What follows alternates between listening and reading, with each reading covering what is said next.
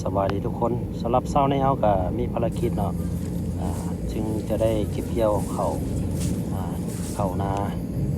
ถือว่าเป็นดักเกี่ยวแล้วเนาะอันนี้ก็จะเป็นมอเตอร์ไซค์พ่วงข้างของเฮาเนาะที่ใช้งานครูประจำอยู่สวนนี่ก็ถือว่าเป็นรถที่ประจำกายหรือว่าเป็นคู่หูเนาะตอนนี้เฮากำลังสิเดินทางไปหารถไถหรือว่ารถต๊อกหรือว่าคูโบต้าเนาะเพื่อเกี่ยมจะไปดูเขาเนาะจะเป็นทางเข้ามาหาสวนเงินของเราเองเนาะก็จะออกจะไป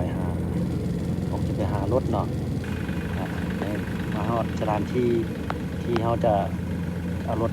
คูโบต้าใส่ม็อกที่จะไปเตรียมเอาเข้าเพราะว่าเขาดูดเข้าแล้วเขาจะเอาใส่ม็อกไว้เนาะทุกคนเขาใส่ม็อกไว้แล้วเขาจะแก้เข้ามาเงินเขาแต่ว่าเบิ้งฟ้าแล้วก็ถือว่าบ่เป็นใจปานใดเนาะคืบนะ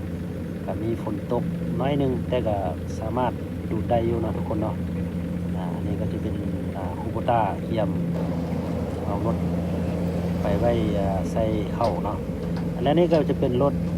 ดูดเข้าของปลาเบิดเนาะปลาเบิดพันมาดูดใช้บริการปลาเบิดเป็นทางเข้ามาที่จะไปดูดเข้าเนาะกับการเกี่ยวหญ้าเพื่อเอาไปให้สัตว์เลี้ยงซึ่งเข้าของเขากับพอดีสุกพอประมาณเนาะทุกคนเนาะพอดีเก็บเกี่ยวได้ละสำเร็จถ้าว่าแก้ลายเกินไปมันก็จะสุกงอมอันนี้จะเป็นกับแก้เบิดเนาะใช้บริการรถเพิ่นรถกำลังเคลื่อนที่เข้ามาฮอดสถานที่เนาะเกี่ยมเพื่อจะดูดเข้าหรือว่าเกี่ยวเข้าเนาะทุกคนปีนี้ใช้รถเกี่ยวเพราะว่าขาดให้งานนะทุกคนเนาะ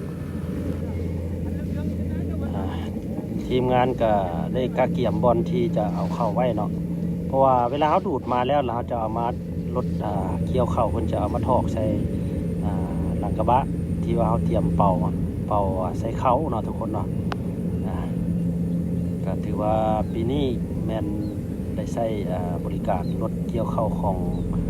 เท่าแก่เบิดเนาะถ้าว่าผู้ใดสนใจก็สามารถติดต่อหาได้เดี๋ยวจะทิ้งเบอร์ไว้ให้เนาะที่โซ่ขึ้นหน้าจอนี่เนาะ